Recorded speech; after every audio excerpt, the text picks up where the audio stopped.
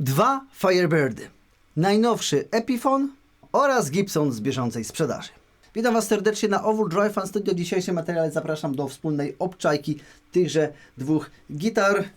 Zobaczymy, czy jest jakaś różnica w jakości, czy warto dopłacać parę, właściwie ponad dwukrotność do Gibsona, czy Epiphone może starczy. Myślę, że to będzie ciekawy materiał, w którym się różne wyjątkowe rzeczy mogą dziać. Łapeczka w górę, subskrypcja, dzwoneczek i za czołóweczką. Zaczynamy!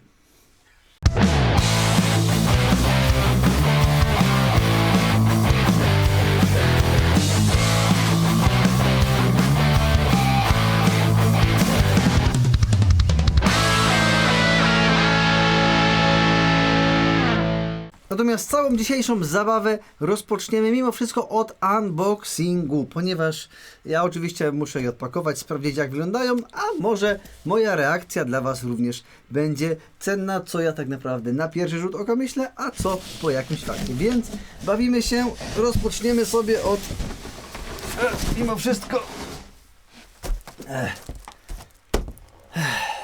Gibsona. Dlaczego Gibsona? Zacznijmy od tego, że najbardziej mnie ciekawi, a po drugie, że jest to bistoczek. Teraz, żeby Was nie skłamać, ponieważ oryginalny, nowy niby kosztuje 8,5, a ja za tego przyjaciela zapłaciłem tysiaka mniej, czyli 7,5. Więc zgodnie z tym, co albo już oglądaliście, albo jeszcze nie oglądaliście, w sumie nie wiem. Ciekawy, jaki to bistok. Czy coś z tą gitarką było nie tak i ktoś odesłał, czy coś z nią było tak, tylko że odesłał. O matko. No na dzień dobry widzimy, że tutaj mamy potwornie wielki case. By się przydała druga osoba, która to ciągnie lub popycha.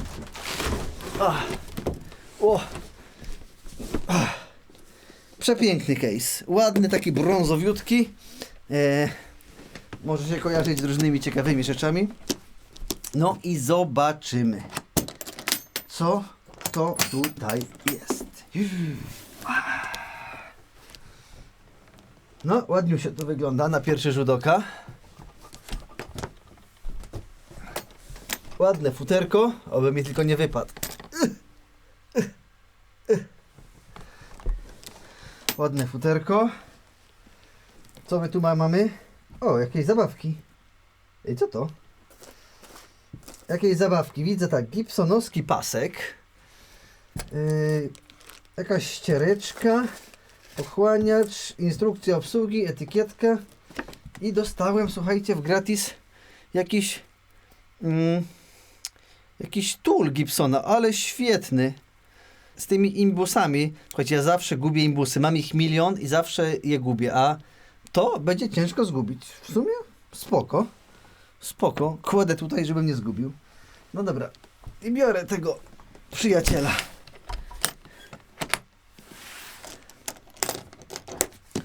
Ulala. Ulala. Si mamy tu jakiś fuck up. Coś brzydkiego. Pickguard ładnie wycięty. Kurde, ładnie, podoba mi się to drewienko. Firebirdy są trudne i ciężkie w produkcji i kosztowne. Tak też możecie się m.in. dowiedzieć na materiale, który ja Wam przygotowałem na temat Firebirdów. Nie pamiętam już, czy o nim wspominałem, czy nie. No kurde, ładne. Tutaj póki co nic nie jest takiego, co mnie odtrąca. Wiecie, czasami jest... Może być, nie wiem, jakiś niedomalowany lakier, jakiś babolek, jakiś fakapik.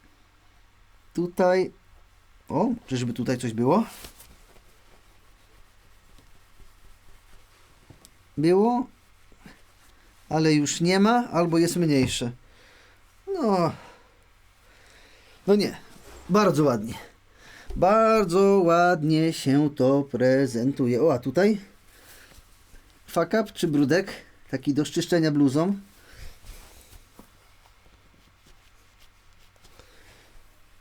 A tutaj chyba mini fakapik.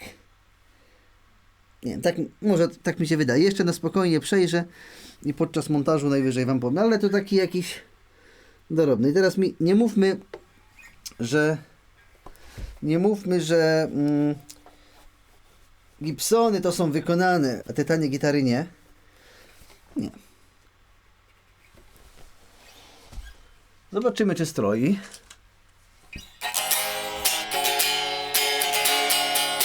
Chociaż zdechy jakoś wybitnie nie brzmi. Gryf cały, niepęknięty. Wykończenie siodełka tutaj całkiem ładne.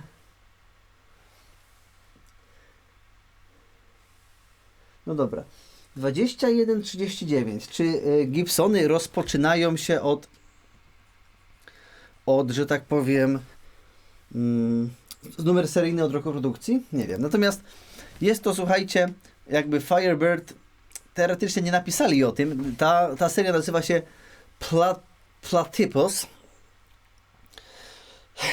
To jest jakby ten Firebird Free, ponieważ jedynka miała jeden humbucker, to tutaj są dwa humbuckery, czy jest dwójka. Tyle, że mamy już łepek taki jak w gitarach fenderowskich, znaczy normalne, bo normalnie Firebirdy miały odwrócony. I ze specyfikacji tutaj mamy rzecz następującą. Mamy korpus z mahoniu, szyja z mahoniu, kto nie pamięta. I teoretycznie powinno być to wszystko neck through, chociaż kurde, tu jest jakaś inna konstrukcja, takie mam wrażenie. Bo nie ma tutaj tego takiego paska.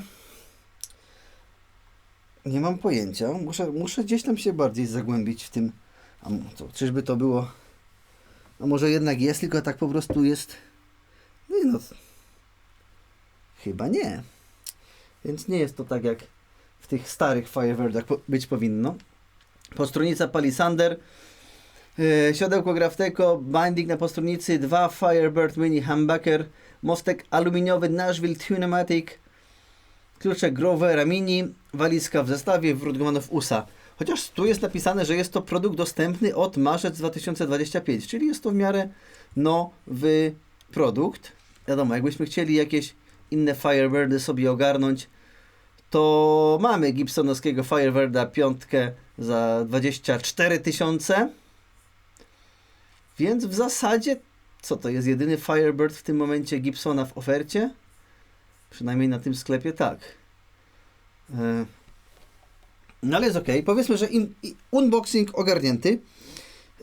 Za całą, powiedzmy, resztę brzmienie itp. wezmę się później. Może spróbuję troszeczkę pokręcić jakąś intonację, tu sprawdzić, jak jest w ogóle przygotowany i do Was wrócę, ale najpierw unboxing tego drugiego przyjaciela od Epifona. No dobra, i teraz czas na Epifona. Tutaj Wam muszę powiedzieć, że po prostu, wiadomo, wypożyczalnia się gdzieś rozwija. No i jakiegoś Firebirda chciałem na wypożyczalnię wrzucić. No i to właściwie było dwóch kandydatów na to. Albo jeden, albo drugi. Naprawdę bardzo możliwe, że ten jeden już jest wypożyczony. Ten Gibson. Ale czekam jeszcze na ostateczne potwierdzenie. Natomiast mimo wszystko ten Epifon mnie ciekawił, ponieważ również miał być to ciekawy produkt. To jest w ogóle nowość na rynku, ponieważ jest to, słuchajcie, gitara styczeń 2026. Na sam początek widzimy, że nie dostajemy wypasionego case'a, tylko taki zwykły pokrowiec, no ale cena tutaj jest bardzo zachęcająca, ponieważ na dzień dzisiejszy, czyli na 4 lutego 2016, 3333 zł. No to jest taniocha, zwłaszcza, że jeśli chodzi o Epifony Firebirda, to w tym momencie, czy do tej sztuki, były dostępne albo te takie wypasione właśnie piątki, które ja miałem z tą wibrolą, które kosztowały ponad 6000 zł. No, czerwony 5900, biały 6600 i były też za około 4,5 tysiąca w zależności od kolorów Firebirdy jedynki. No to się pojawia za 3300, więc co jest z tą gitarą nie tak? Warto w tym momencie sprawdzić, o co tutaj chodzi. Ok, no tam były faktycznie te case'y w gratisie. No to case też tam myślę, że z 8, może 9 stów jest warty. No ale nie dla case'ów człowiek kupuje gitarę, nie? No osobiście, no i mnie ta Vibrola troszeczkę tutaj, ona jest super i w ogóle ta gitara jest fajna, natomiast te 6,5 tysiąca uważam, że za tą gitarę to jest przesada. 4,5, 5 to już tak. No jestem ciekaw właśnie tego stworzenia. Gdzieś tam oczywiście krążą plotki, że Epifony potrafią być lepiej wykończone niż Gibsony. Wiecie, to chodzi o to, że one są robione w fabrykach po prostu chińskich, a jakościowo, no wiadomo, mogą nie odbiegać. Może być gorsze drewno, ale wiadomo, stawka godzinowa jest inna. Kurde, ale o co tu chodzi, że na tym polega trudność Firebirda. Dokładnie jest to samo, co tam. Chyba to są jakieś brudki. Nie, to są, akurat tu są brudki. Chciałem powiedzieć, że podobnie na krawędzi coś takiego dziwnego zauważyłem. Made in China. Tu już mamy jakby to, co być powinno, czyli główka odwrócona. O, i o tym mówiłem, nie? O tym mówiłem, że tu jest ten wystający kawał dechy. O, może ja już je porównam oba. Tu jest ten wystający kawał dechy, który świadczy o tym, że jest to neck through. Patrzcie nawet na lampę. Widzicie, jest to takie załamanie. Potem Wam zrobię przebite. Tutaj, w tym Gibsonie, tego no charakterystycznego dla Firebirda nie ma. Wiadomo, już na dzień dobry widać, że się troszeczkę różni mostek. No ale tak jak patrzymy, to naprawdę spoko to wygląda. Główka w tym momencie odwrócona. To są klucze Groovera, to są klucze Groovera. Ciekawe, czy to nie są te same klucze. No ładnie to jest wykończone. Wiecie co, jedyne co widzę na dzień dobry, oprócz koloru oczywiście. Jakie tu są przetworniki? Tu są przetworniki Pro Bucker BF720. No może niby coś innego. A, tu jest napisane neck through. Korpus z mahoniu. Może wezmę tego, o którym powinienem gadać, co? Korpus z mahoniu. Neck through body mahoń orzech. Więc tu jest coś innego. Ale też mamy palisander. No powiem Wam, że kurde. No jakbyśmy zamazali tutaj główkę, to jeśli chodzi o... No okej, mostek. Tutaj mostek się nam różni, nie? To jest taki typowy Tunomatic. Ale jakbyśmy... No idzie poznać, że to jest właściwie prawie, że podobne. Ale teraz nie chcę rzucać słów na wiatr, bo mam gitarę od kilku minut w dłoni. Jeśli chodzi o progi, to tutaj ten patent z progami się różni. Tam jakby ten binding też jest taki... Zrobię Wam przebite jednego i drugiego, nawet nie wiem jak to wyrazić słowami, że ten plasticzek jakby zachodzi, trochę jakby tworzy ten próg, nie? Nie wiem jak to do końca nazwać. No ale naprawdę powiem Wam, że bardzo przyjemnie to wygląda. Jeszcze troszeczkę paruje, ponieważ z przesyłeczki kurierskiej było to wynajęte. Zobaczymy jak... No to też w ogóle nie siedzi, nie? Nie stroi. Tu już jest 2507, to jakby jest, że to jest faktycznie... że jest to produkt z tego roku. Tutaj co? Jakaś mini ryska? Co to jest? No już nie ma. Wiecie, ogólnie w te krawędzie wchodzi to bardzo. Bardzo to wchodzi. Nie widać? No ale bardzo ładnie. No to co? Teraz dla mnie jakiś czas, dla Was jakiś krótszy czas i postaram się ogarnąć te dwie gitary i coś tam na niej zagrać.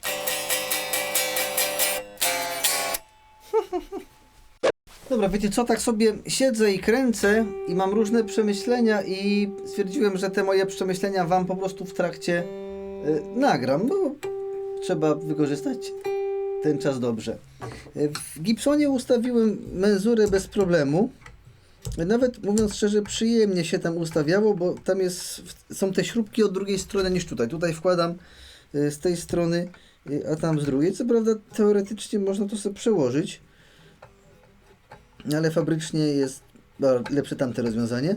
Mam też wrażenie, w sumie to jestem pewny, że sam mostek jest tam lepszy, bo chociażby nawet te durne śrubki, które się wkręca, to mam wrażenie, że się kilka razy przekręcę i jakby się niszczą, wiecie, tak jak zawiasy w Ikei, nie? Parę razy śrubokrętem przekręcić i już gwintu właściwie nie ma. No tutaj jest tak to trochę na styk. Czy idzie tą mezurkę ustawić, ale już w 2 strunach jestem dosłownie na samym końcu, jeśli chodzi o ułożenie siodełek. To jest moje jedno przemyślenie. O, tej struny nie trzeba ruszać, bardzo fajnie. Natomiast zaraz zobaczymy, jak jest tutaj. Ale w Gibsonie, w gitarze za 8,5 tysiąca złotych, a kolor czarny to kosztuje prawie dychę. No, powiem wam, że tu jest za nisko. W Gibsonie... No czekajcie, bo się zamotam, ale ten materiał będzie długi. Długi, ale za to nudny. Chociaż pewnie byście woleli ujęcie, w którym to widzicie, co ja do końca robię. No ale wybaczcie. Nie wszystko dzisiaj. Chcecie taki odcinek, w którym są lepsze zbliżenia i kręcę, co się tutaj dzieje? To Radomira wtedy bym musiał zaprosić. O! W sumie to byłoby nawet na rękę. Ja bym tu sobie siedział, dubał, on by się zajął kamerami. No, a propos zaproszenia Radomira, no to wiecie, że trzeba chłopakowi coś odpalić, więc dziękuję serdecznie patronom kanału, tym, którzy mnie wspierają, bo to właśnie za te środki jestem w stanie gdzieś tam go zatrudnić, aby ta lepsza jakość była. Dzień dobry pani. No to będziemy... A Marta i tak w aucie spała.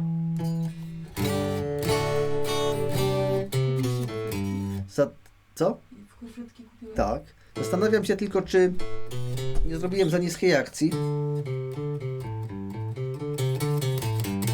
Nie brzęczy niby. Ale jak głośniej gram, to brzęczy. No. To teraz tak. Zacząłem mówić o Gibsonie i nie skończyłem mojego wywodu, ale powiem go dopiero jak zweryfikuję, że tutaj miałem rację. Struny się uciągają, więc i tak jeszcze pewnie wam zrobię jakąś przerwę w tym wszystkim. Natomiast coś sprawdzę i sprawdzimy to razem. Tylko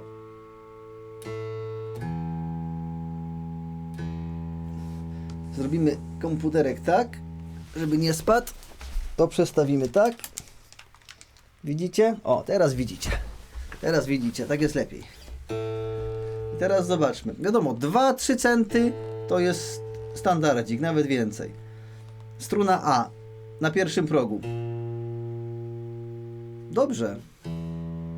Struna E na pierwszym progu. OK. Struna D. Pierwszy próg. G. H. Czyli te 2-3 centy.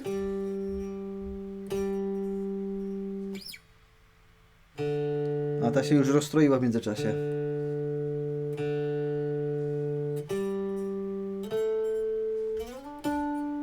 Ej, a to ustroiłem i było dobrze. Wiecie, tak to robiłem. Może ona jeszcze chwilę pracuje. Mamy D. Nie to.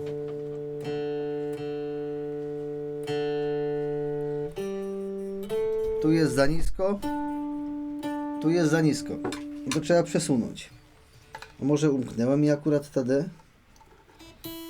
Wiecie co, chyba się skończy na tym, że będą 3 materiały.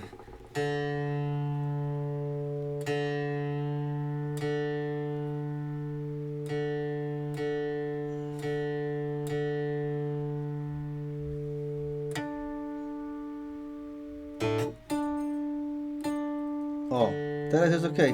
2-3 centy ok. Tu się też zgadza, ok? Natomiast zobaczcie, co jest w tym przyjacielu. W Gibsonie. No powiedzmy, że tutaj ją też nastroiłem. Nie? O. Zerówka, czyli pusta struna w pozycjach na 12 progu, flażolet, a teraz zobaczcie na pierwszym progu. No okej, 3-4 centy do przeżycia. Teraz H.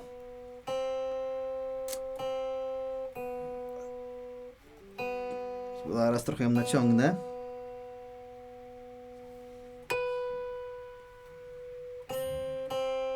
Widzicie? Tu już mamy C 9 centów do góry, więc trochę za wysoko. Teraz D.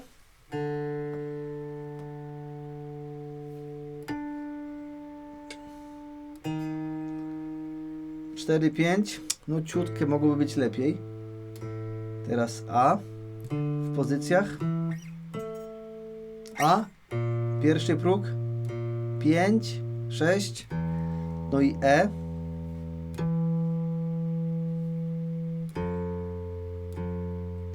Osiem, 9.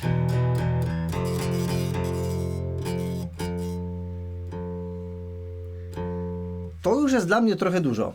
I teraz, oczywiście ja sobie wezmę, mam takie pilniki, chyba z Tiumaka, tak mi się wydaje, i sobie troszeczkę to siodełko podpiłuję, bo może nie wiecie, o co chodzi. Jeżeli siodełko jest za wysoko, no to dociskając strunę, za bardzo ją wyginamy i właśnie na pierwszych progach przestaje nam stroić. I to jest przypadłość często gitar tych niskobudżetowych, ale jak się okazuje, Gibson za 8,5 klocka ma dokładnie to samo. Nie wiem, jak wy myślicie, ale ja uważam, że od pewnej półki cenowej, nie wiem tylko od jakiej, no ale Gibson za prawie 10 000 złotych i tak wymaga nie dość, że nastrojenia menzury, to okej, to jest zrozumiałe, ale piłowania fizycznego siodełek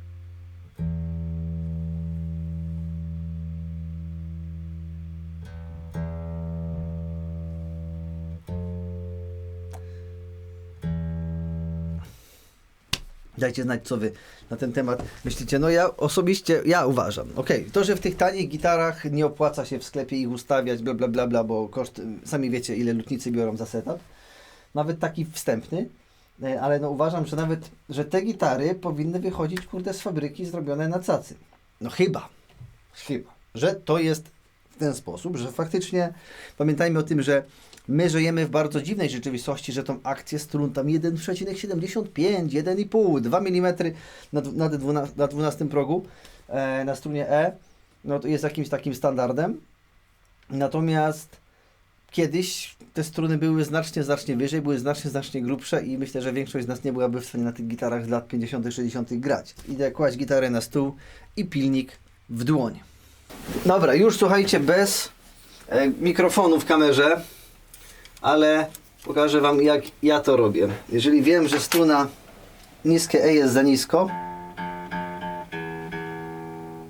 no mogłoby być ciutkę niżej, to po prostu mam takie pilniki, tak, z Tiumaka, nie wiem, czy widzicie, to nie jest pilnik, to jest pilnik i one są w różnych rozmiarówkach. Na przykład to jest 10, to zobaczcie, jakie to jest flexible. No i obniżam siodełeczko. Teraz coś powie, czy wiem ile? Nie wiem. Robię to trochę na czuja. Gdzieś tam co jakiś czas sprawdzając. To jeszcze mogę chyba. Wiecie, chodzi o to, żeby pusta struna nie obijała się o pierwszy próg. Ale tutaj widzę, że jest zapas. I teraz z tymi siodełkami też jest różnie, bo one są raz twardsze, raz bardziej miękkie, raz to, co wykonałem w tym gibolu, by już, kurde, mi pół siodełka ściochrało, więc trzeba na to również uważać. Jeszcze ciutkę uważam, że mogę. Nie chcę też przegiąć, bo kiedy się przegnie, no to będzie siodełko do wymiany lub dużej korekty, a po prostu czasami szkoda. Nie pamiętam, która tutaj jeszcze prosiła się o nacięcie. Coś mi świta, że ta E, więc troszeczkę ją tutaj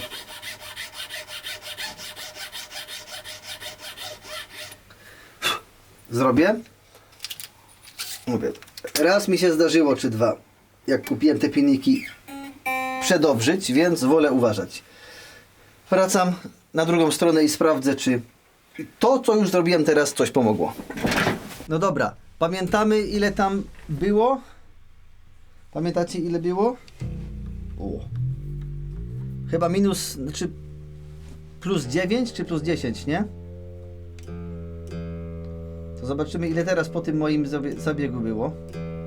Ja ją trochę naciągnę jeszcze.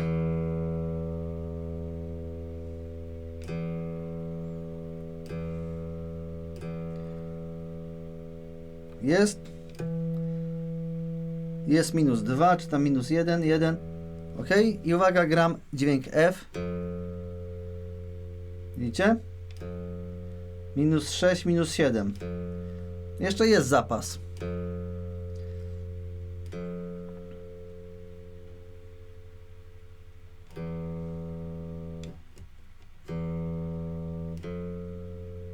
Jeszcze jest zapas i trochę mogę spiłować. I tak to wygląda, więc teraz wracam z powrotem na tamto miejsce już bez Was i będę jeszcze troszeczkę piłował, żeby jak najbardziej to ogarnąć. A zobaczymy, czy strunę E.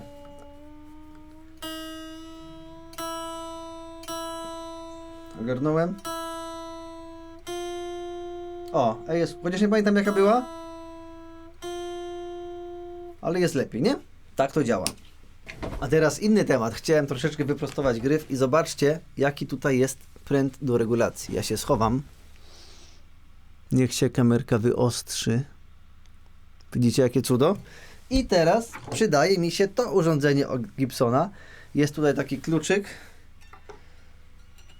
gdzie zakładam na niego tutaj i wtedy się bawię. Wiecie, nie jestem Gibsonowcem, więc dla Was to może być standard, ale dla mnie jest to rzecz absolutnie nowa.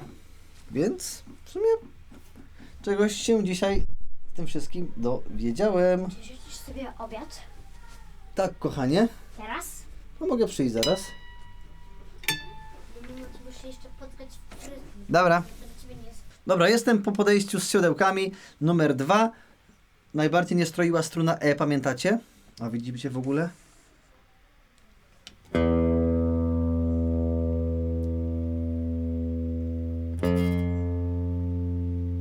Pięknie. I A. Wiadomo, jak mocniej zagram, to najpierw odleci w kosmos i wróci. Ale teoretycznie już fajnie te siodełka mi się udało ustawić. No ale jak sami widzieliście, w Epifonie ten zabieg aż tak mocno nie był konieczny, a w Gibsonie był. I jeszcze jedna ciekawostka, jak mamy o tym gadać. Otóż tutaj w zasadzie ta akcja strun jest, niżej się już nie da, bo po prostu mostek jest tak zrobiony, że niżej się nie da fizycznie tych strun ustawić. Po prostu mostek już dalej nie idzie, przynajmniej na tych strunach wysokich. Ja oczywiście gdzieś tą kartę taką fajną mam, ale oczywiście, że jej nie mam, bo gdzieś wyparowała. Ale na szczęście mam ich oczywiście więcej. Wiecie, ja tam nie jestem żadnym serwisantem, żadnym kurde lutnikiem. Obiad gotowy. Zaraz przyjdę. Wiecie, nie jestem żadnym serwisantem, żadnym lutnikiem, po prostu gdzieś tam sam sobie dziubię. Jak coś spitolę w swojej gitarze, to spitoliłem w swojej. Na 12 progu struna E. Kurde, a nie od tej strony patrzę. No może od tej. Tutaj struna E na 12 progu. 1,25 albo 1,5. Jakoś tak. Chociaż niżej już chyba nie ma potrzeby. A tutaj 1,25. Co prawda ja najczęściej tych cyferkowych tematów nie ogarniam. Po prostu ustawiam tak, żeby było wygodnie, żeby było komfortowo. Nie wiem, mi lekko brzęczy tutaj.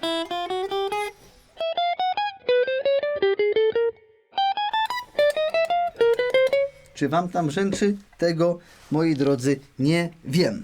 Mam teraz ustawienia po prostu trybu, wiecie, takiego ala serwisowego. No tutaj trochę wyżej mi wyszło.